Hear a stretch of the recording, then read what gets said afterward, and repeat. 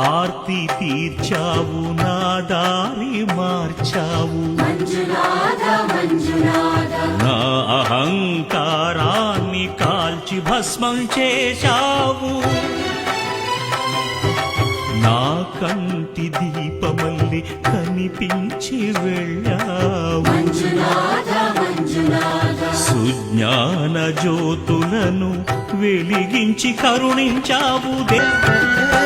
నువ్వు రాయివన్నాను లేనే లేవన్నాను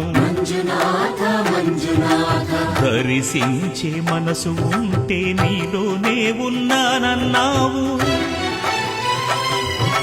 లోకాల దొర కాదు దొంగవని చాటాను నా పాప